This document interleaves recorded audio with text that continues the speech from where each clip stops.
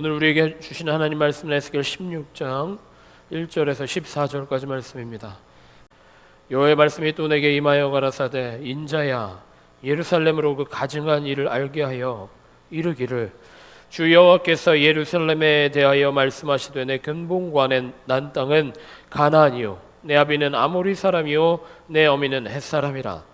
너의 난 것을 말하건대 내가 날 때에 내 배꼽줄을 자르지 아니하였고 너를 물로 씻어 정결케 하지 아니하였고 내게 소름을 뿌리지 아니하였고 너를 강보로 싸지도 아니하였나니 너를 돌아보아 이 중에 한 가지라도 내게 행하여 너를 긍휼히 여긴 자가 없었으므로 내가 나던 날에 내 몸이 꺼린 바 되어 내가 들에 버리웠었느니라. 내가 내 곁으로 지나갈 때에 내가 피투성이가 되어 발짓하는 것을 보고 내게 이르기를 너는 피투성이라도 살라. 다시 이르기를 너는 피투성이라도 살라 하고 내가 너로 들의 풀같이 많게 하였더니 내가 크게 자라고 심히 아름다우며 유방이 뚜렷하고 내 머리털이 자랐으나 내가 오히려 벌거벗은 적신이더라. 내가 내 곁으로 지나며 보니 내 때가 사랑스러운 때라. 내 옷으로 너를 덮어 벌거벗은 것을 가리우고 내게 맹세하고 언약하여 너로 내게 속하게 하였었느니라. 나 주 여호와의 말이니라. 내가 물로 너를 씻겨서 내 피를 없이 하며 내게 기름을 바르고 수놓은 옷을 입히고 울돼지 가죽신을 신기고 가는 배로 띄우고 명주로 덧입히고 폐물을 채우고 팔꼬리를 손목에 끼우고 사슬을 목에 들이우고 코고리를 코에 달고 귀고리를 귀에 달고 화려한 면류관을 머리에 씌웠나니 이와 같이 내가 금, 은으로 장식하고 가는 배와 명주와 수놓은 것을 입히며 또 고운 밀가루와 꿀과 기름을 먹임으로 극히 곱고 형통하여 왕후의 주위에 나아갔느니라. 내 화려함을 인하여 내 명성이 이방인 중에 퍼졌음은 내가 내게 입힌 영화로 내 화려함이 온전함이니라. 나 주 여호와의 말이니라. 우리에게 주신 하나님의 말씀입니다.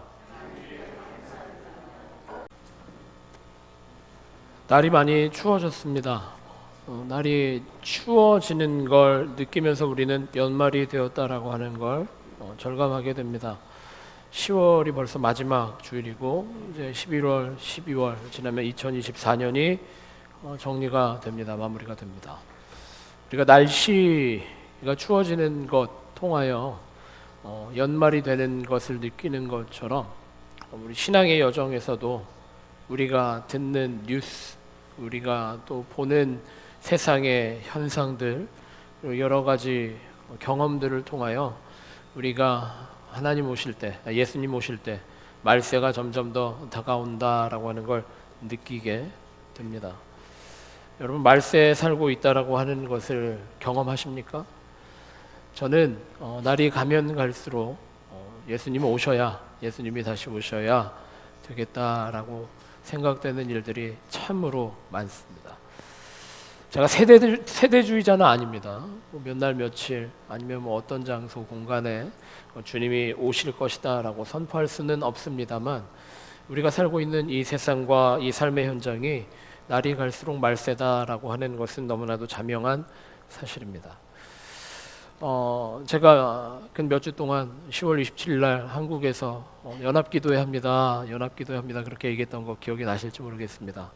오늘이 바로 그날이고 한국은 벌써 지나갔죠. 27일 날 연합으로 함께 기도회에 모였었는데 잘 치러진 것 같습니다.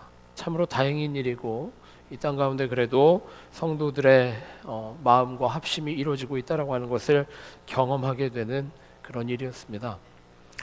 오늘 우리가 본문 에스겔 16장을 보았는데 우리가 다 아는 것처럼 에스겔 말씀은 하나님이 심판의 때에 하나님이 유다가 망해야 할 때에 유다의 백성 징계하시는 내용, 그리고 이방 백성들을 심판하시는 내용, 또 그 가운데 하나님이 주시는 하나님의 마음과 비전이 선포되는 것이 에스겔서입니다. 특별히 오늘 16장 말씀을 우리가 보면서 느끼게 되는 것은 절절한 하나님의 사랑하심입니다. 하나님이 우리를 얼마나 사랑하시고 포기하지 않으시고 얼마나 아끼고 계시는지를 이 16장 말씀을 통해서 우리가 경험하게 됩니다.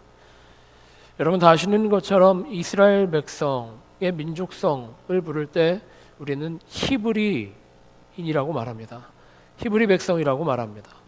이 히브리라고 하는 단어가 핫비루라고 하는 단어에서 파생된 단어인데, 핫비루라고 하는 단어는 고통받는 사람들, 버림받은 사람들, 고난 속에 있는 사람들을 뜻하는 단어가 바로 핫비루라고 하는 단어입니다. 근데 그런 사람들을 하나님께서 출애굽하게 하셨고 이집트 땅에서 나오게 하셔서 하나님의 백성으로 광야 여정을 통해 가나안 땅에 들어가게 하셨기 때문에 히브리 백성들이 이스라엘, 하나님의 나라의 백성 될 수가 있었던 것입니다. 우리가 착각하는 것이 있습니다. 이스라엘은 선택받은 백성이고 선민이기 때문에 애초부터 아브라함의 혈통에서 난 사람들만 이스라엘 민족이 될 수 있었다라는 우리 문화적인 역사적인 착각에 빠지곤 합니다.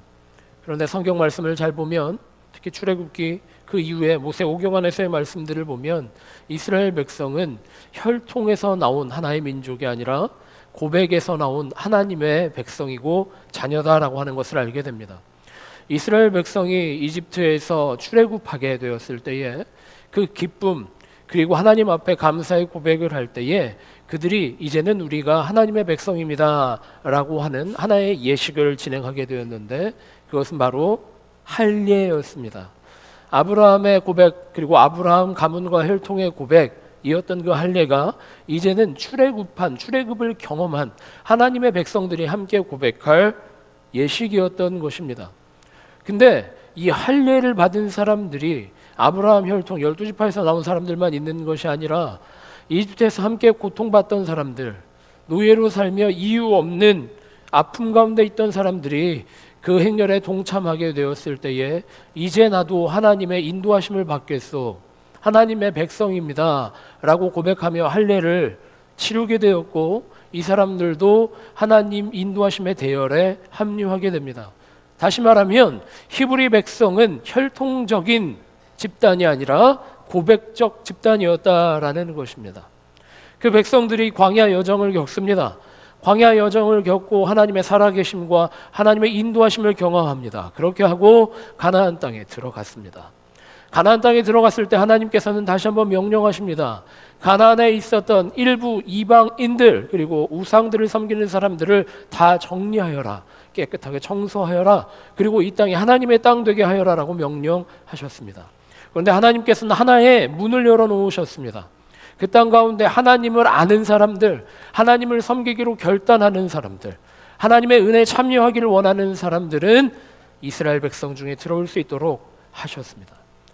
다시 말하면 이스라엘은 하나님을 하나님으로, 하나님을 창조주로, 하나님을 우리의 왕으로 고백하는 모든 사람들이 모여 이루게 된 집단이다라고 하는 것을 우리가 알 수 있게 되는 것입니다.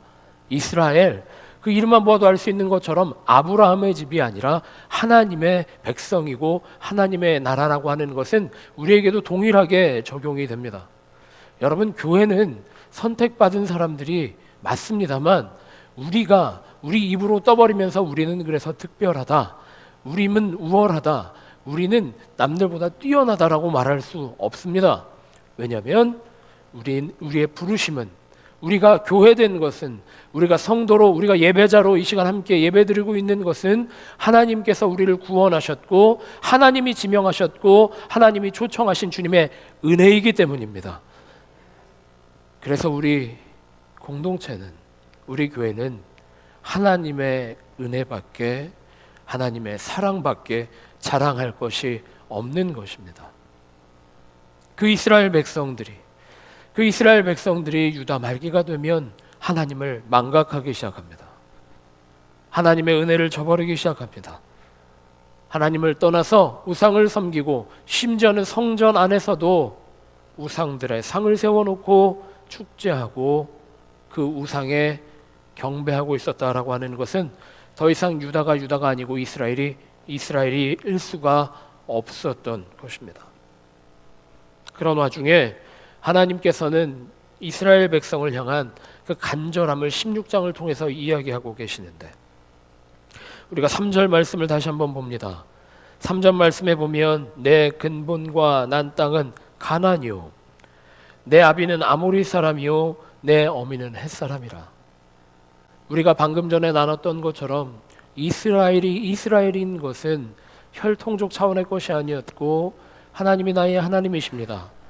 내가 하나님의 백성입니다. 하나님이 나의 주님이십니다라고 고백했던 사람들이 함께 모인 나라였기 때문에 그 사람들 중에는 가나안 출신들도 분명히 있었을 것이고 아모리 사람도 있었을 것이고 헷 사람도 있었을 것입니다. 지금 말하고 있는 이 아모리 사람이요 내 어미는 헷 사람이다 라고 말하는 것은 이스라엘 백성이 하나님의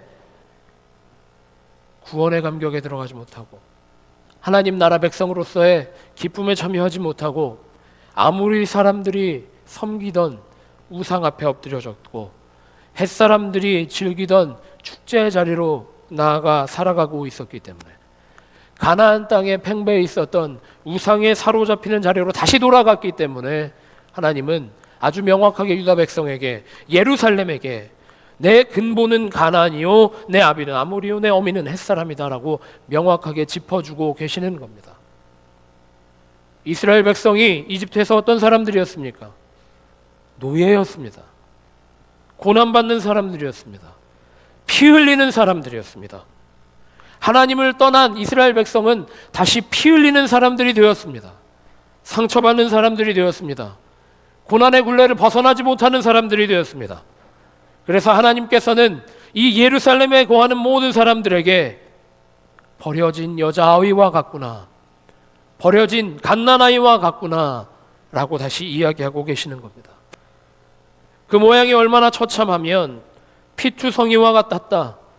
버림받아서 강보에 쌓이지도 못했고 배꼽줄을 자르지도 못했고 물로 씻겨지지도 않은 그냥 핏덩어리와 같은 그 상태로 돌아갔다라고 말씀하고 계시는 겁니다. 그런데 하나님은 이스라엘 백성의 그런 모양에 돌아간 모양에 다시 죄에 빠진 모양에도 불구하고 아주 간절하게 말씀하고 계십니다. 너는 피투성이라도 살라. 다시 이르기를 너는 피투성이라도 살라. 6절의 이 말씀은 그냥 하시는 말씀이 아니라 울며 불며 간절하게 우리를 향해서 죄의 세상 가운데 빠져있는 은혜의 자리에 들어오지 못하는 우리를 향한 하나님의 간절한 소원이자 간절한 사랑이었음을 우리가 다시 한번 깨닫게 됩니다. 여러분, 이 하나님의 음성을 여러분을 향한 우리 장로님, 권사님들, 집사님들, 장로님들, 우리 목회자들을 향한 하나님의 부르심임을 잊지 않고 귀를 기울이시는 모든 베델교회 성도들 되시기를 축복합니다. 피투성이라도 살라. 피투성이라도 살라. 여러분 어떠십니까? 세상이 완벽하다라고 생각하십니까? 우리가 살아가고 있는 이 문화가 완전하다라고 생각하십니까? 세상은 날로 말세를 향해 나아가고 있고 점점 더 깨져가고 있고 하나님의 영광을 가리는 먹구름과도 같은 세상의 문화와 가치가 얼마나 팽배해 있습니까? 한국에 모여서 오늘 같이 예배드리겠다라고 하는 사람들이 왜 모여 있는 겁니까? 차별금지법이라고 말만 좋게 만들어 놓은 이 법이 우리 신앙의 자유를, 무엇보다 하나님의 말씀을 선포할 수 있는 자유를 가리우기 때문에 이 진리 되시는 하나님의 말씀이 듣기 싫어서 귀를 가리고 싶어서 세상이 만들어내려고 하는 법 아닙니까?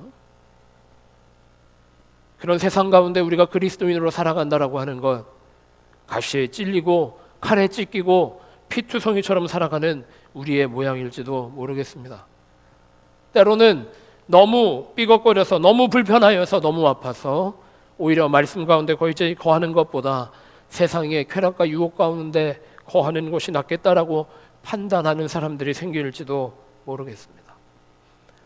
그런데 하나님은 우리를 절대 포기하지 않으십니다.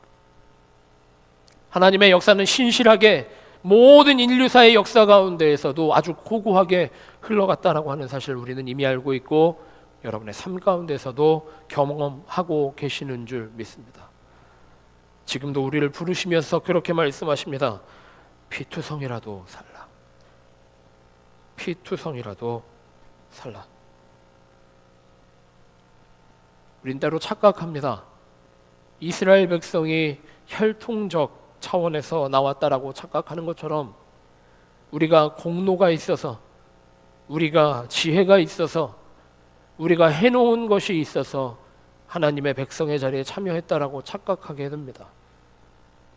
우리가 교인된 것도 성도된 것도 우리가 헌신하였기 때문에, 우리의 피와 땀과 눈물이 있기 때문에 우리가 이 교회에 합류할 수 있었다라고 착각하게 됩니다.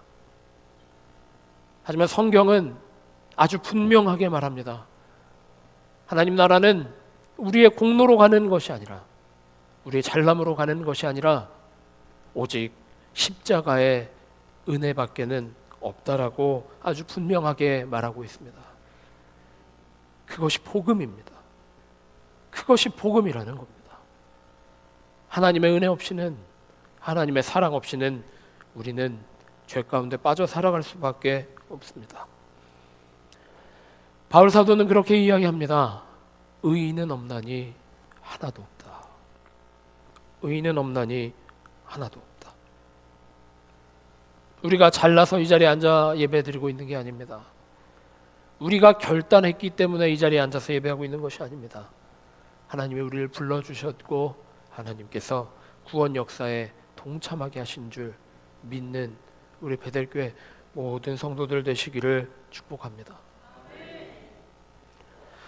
여러분, 이 말씀을 보면서 저는 신약성경 예수님께서 비유로 말씀하신 한 가지 이야기가 떠오르게 됩니다. 피투성이와 같이 버려진 사람, 피투성이처럼 피 흘리며 쓰러져 있는 그 사람, 선한 사마리아인이 구해주어서 살 수 있었던 그 사람. 예수님께서 선한 사마리아 비유를 통해서 우리에게 말씀하십니다. 누가복음입니다. 누가복음에서 예수님이 선한 사마리아인의 비유를 통해서 강도 맞은 한 사람이, 레위인도 율법학자도 그냥 지나갔던 그 버림받은 사람이 사마리아인, 지나가던 그 사마리아인 덕택에 은혜 입어서 살아났다라고 하는 이야기를 우리가 듣게 됩니다. 예수님이 그리고 그 비유로 말씀하시고 우리에게 당부하십니다. 너희도 가서 이와 같이 하라. 우리는 이 말씀을 보면서 도덕적인 이야기로, 착한 사람이 돼야 된다는 이야기로, 선한 사람이 될 수 있다라는 이야기로 해석하고, 그렇게 삶의 자리에 나아가 도덕적인 인간으로, 도덕률로 충만한 인간으로 살아가려고 할 때가 얼마나 많은지 모릅니다. 그런데 이 선한 사마리아인의 비유를 잘 뜯어보면 우리가 선한 사마리아인인 것이 아니라 오직 예수님만이 선한 사마리아인과 같이 버림받고 찢겨있고 강도당한 사람을 구원해 주셨구나라고 하는 걸 깨닫게 됩니다. 바리새인도 이스라엘 백성을 구할 수 없었습니다.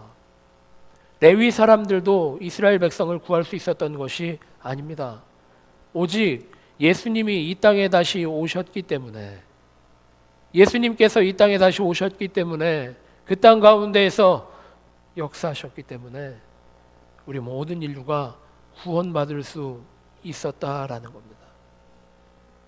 우리는 의인이 아닙니다.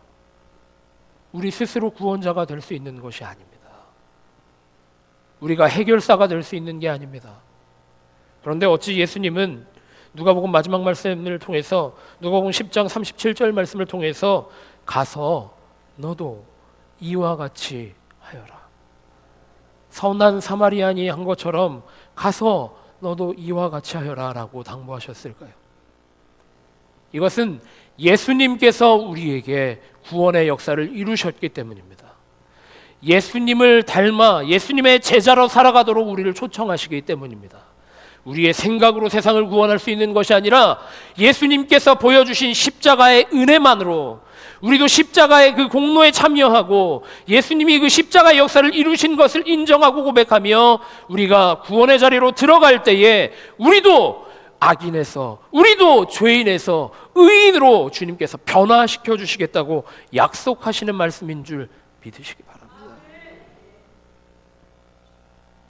사실 저는 한국에서 10월 27일 날 연합기도회 한다고 할 때 우려도 많이 있었습니다. 반대하던 사람들처럼 뭐 정치색이 드러나는 것 아니냐, 주일 성수 안 하고 무슨 뭐 연합의 힘을 보여주고 세력을 보여주고 하려고 하는 것 아니냐, 혹시라도 그렇게 될까 봐 저도 우려했습니다. 근데 제가 그 유튜브로 생중계를 해주어서 다 보았어요. 보면서 느끼는 것이 거기서는 뭐 특별한 뭐를 하지 않더라고요. 교회의 영광을 자랑하지도 않더라고요. 특별히 어느 여자 목사님 눈물을 흘리면서 기도하는데, 주여, 우리가 다 같은 죄인입니다. 우리가 주님 앞에 다 죄인입니다. 주님, 우리가 주님 시키신 일, 주님의 사명 감당하지도 못하였고, 우리 기쁜 대로 살았고, 주님이 주신 말씀이 있는데도, 우리의 감동이 있는데도 우리 멋대로 살았습니다. 우리가 잘못하여서 세상이 이렇게 깨졌습니다. 우리가 주님의 말씀에 순종하지 못하여서 세상이 이렇게 악한 대로 흘러가고 있습니다. 주여, 우리를 용서하여 주옵소서. 우리가 죄인입니다. 우리가 말씀에 사로잡히지 못하였고 말씀에 순종하지 못하였습니다. 여기에 우리 모든 사람들이 주님의 말씀에 사로잡히고 순종하도록 인도하여 주시옵소서. 그게 우리의 고백이지 않습니까? 그게 우리의 고백이어야 하지 않습니까? 예배 자리에 나와서 우리가 함께 모여 있는 데에서 우리가 할 수 있는 유일한 고백은, 주님, 우리가 죄인입니다. 주님께서 우리를 구원하여 주셨습니다. 에스겔서는 우리가 이제 다 아는 것처럼 하나님이 환상 보여주신 겁니다. 다시 말하면 하나님의 비전을 우리에게 보여주신 겁니다. 하나님의 비전은 우리가 주님께로 돌아오기를 원하시는 겁니다.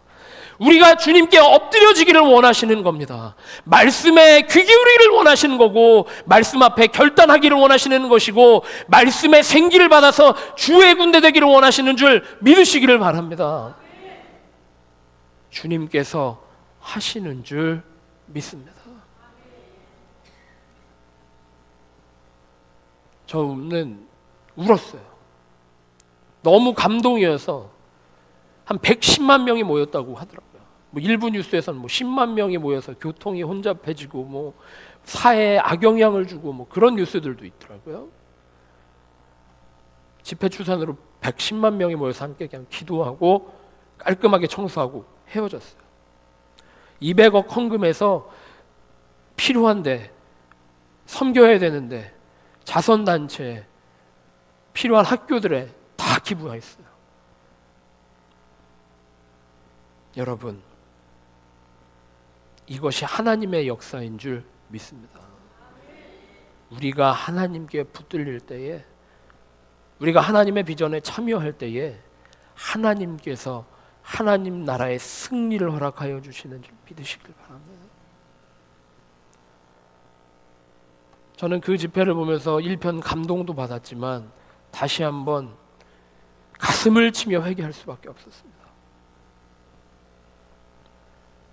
세상이 하나님 앞에 돌아오도록, 세상에 하나님의 말씀이 선포되어지도록, 세상이 하나님의 영광 가운데 들어오도록 기도하고 우리 조국을 위해서 중보하는 것도 중요한데, 도대체 우리의 마음은 어떤 상태냐라는 거죠.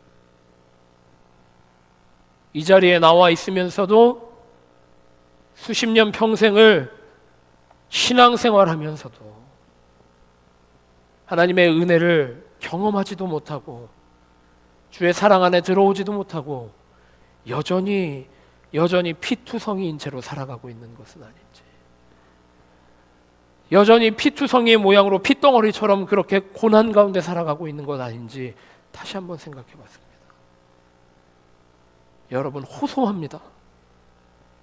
하나님의 사랑이 여기에 놓여 있습니다. 하나님의 은혜가 여기 놓여 있습니다. 예수님이 십자가 지심으로 우리의 인생의 문제를 이미 해결하신 줄 믿으시기를 바랍니다. 그 거룩한 구원의 역사에 들어오시기만 하면 되는데, 다 들어와 복받은 인생 살아가는 베들교회 모든 성도들 되시기를 축복합니다. 쉽지 않죠. 익숙해질수록 우리는 자꾸 우리의 자아가 살아나고 우리의 걱정이 팽배해지고 근심이 많아집니다. 하지만 그때마다 기억하시기 바랍니다. 피투성이와 같던 그때, 애굽 땅에서 고난 받았던 그때, 주님이 불러주시고 하나님의 백성 되게 하셔서 감격하였고 기쁨에 예배드렸던 그때를 기억하실 수 있는 우리 베델교회 모든 성도들 되시기를 축복합니다. 이제 마무리합니다. 오늘 말씀 보면, 오늘 말씀 우리가 길게 읽었습니다. 10절부터 14절까지의 말씀에 보면 버려진 것 같았던 그 아이를, 그 여자아이를 하나님이 길러내셨고 하나님이 옷 입혀주셨고, 특별히 오늘 말씀 본문 마지막 부분에 보면 각종 보석 보화를 채우시고 머리에 관을 씌우셔서 왕후의 지위에 나아가게 하셨습니다. 이 말씀을 보면서 저는 에스더가 생각이 날 수밖에 없었습니다. 에스더가 생각이 났던 이유는 에스겔을 하나님께서 사용하시던 시기와 에스더 말씀이 이스라엘 백성 중에 알려지게 된 시기가 매우 유사하고 겹쳐있기 때문입니다. 특별히 가장 아름다운 모양으로, 가장 멋진 모양으로 머리에 면류관을 씌워주셔서 이스라엘 백성을 구원하게 하신 그 에스더를 생각하지 않을 수가 없었다라는 겁니다. 참 아이러니하게도 오늘 본문 처음에 보면 제발 살아있어라, 하나님이 피투성이라도 살아있으라고 당부했던 그 아이가 이제는 에스더가 되어서 내가 죽으면 죽으리라 라고 하는 담대함으로 이스라엘 백성을 구했다라는 것입니다.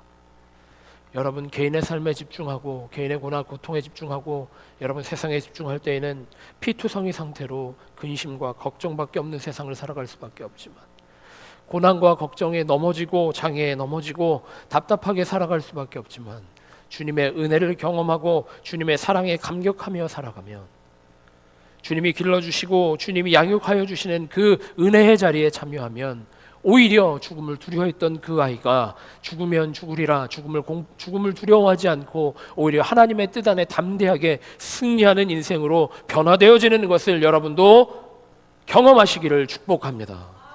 이제는 버려진 갓난아기가 아니라 에스더와 같은 인생을 살아가는 베델교회 모든 성도들 되시기를 축복합니다. 내 생각에 갇혀서 두려워하고 살아가는 것이 아니라 주님의 은혜와 사랑의 세상 가운데에서 감격하며 담대하게 승리할 수 있는 우리 베델교회 모든 성도들 되시기를 축복합니다. 우리가 찬양하며 결단하기를 원하는데, 우리가 잊어버리면 안 되는 것은 딱 하나밖에 없습니다. 우리가 잊어버리면 안 되는 건 딱 하나밖에 없어요. 나중에 우리가 다 잊어버리고 치매에 걸려서 다 잊어버려도 하나만 기억하면 되는 거야. 어느 할머니가 치매에 걸리셨대. 자기 집도 까먹고 자기 집 전화번호도 까먹고 애들 이름도 까먹고 손주 이름도 까먹었대. 물어볼 때마다 I don't know, I don't know, I don't know. 그런데 딱 한 가지만 알더래요. 당신의 주인이 누구십니까? Jesus Christ. 당신이 마지막에 가야 할 때가 어디입니까? Kingdom of God. 하나님 나라. 여러분, 우리를 하나님 나라 백성 되게 하시고 하나님의 자녀 되게 하신 주님의 은혜를 붙들고 세상에 나가 거룩한 삶으로 승리하는 베델교회 모든 성도들 되시기를 축복합니다.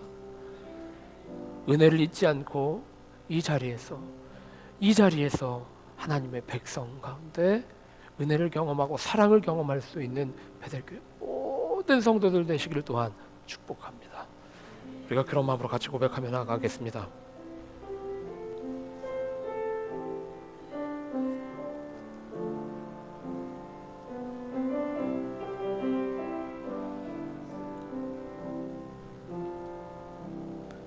내가 누려왔던 모든 나의 것들이 소망, 나의 힘이 되신 여호와. 하나님, 이 시간 우리가 결단하고 세상으로 나아갑니다. 주님만이 나의 산성이십니다. 주님만이 나의 요새이십니다. 주님만이 나의 소망이십니다. 나의 힘이 되어 주셔서 주님을 의지하고 살아가기로 결단한 베델교회 모든 성도들의 삶 가운데 승리를 허락하여 주시옵소서. 주의 능력을 덧입혀 주시옵소서. 주의 지혜로 함께하여 주시옵소서. 충만하게 하시고 승리하게 하셔서 주의 군사로 간증거리를 쌓아놓고 이 자리로 나오는 베델교회 모든 성도들 될 수 있도록 인도하여 주시옵소서. 이 시간 우리가 결단하며 주님 앞에 예물 드렸습니다. 주여 받아주셔서 물질만 받아주시는 것이 아니라, 물질만 주님께 드리는 것이 아니라 우리의 결단도, 우리의 모든 것들을 주님 앞에 드리기를 원하오니 주님 받아주셔서 우리 인생을 통하여 하나님 역사가 이루어지게 하여 주시옵소서. 우리가 기도하고 간구하는 것들 하나도 빠짐없이 응답하여 주시옵소서. 우리가 욕심대로 기도했다면, 우리가 욕망 가운데 기도했다면 주여 주님의 뜻으로, 주님의 합당한 계획으로 우리 삶에 보여주셔서 우리가 생각했던 것보다 더 크신 은혜로, 더 크신 복으로, 더 충만한 삶으로 주님께 영광 돌려드리는 우리 모두의 삶이 될 수 있게 하여 주시옵소서. 이 시간에 함께하지 못한 형제자매들, 권속들 주님 찾아가 주셔서 동일한 은혜 주시고 다시 모일 때에는 함께 모여 한 사람도 빠짐없이 기쁨의 예배 드릴 수 있도록 인도하여 주시옵소서. 이제 세상에 기대함으로 나아가는 베델교회 모든 성도들의 삶 가운데에 예수님 십자가 은혜와 하나님의 크신 사랑하심과 성령님의 감화 감동 역사 교통하심이 이제부터 영원토록 함께 하시기를 간절히 기도하며 축원하옵나이다. 아멘.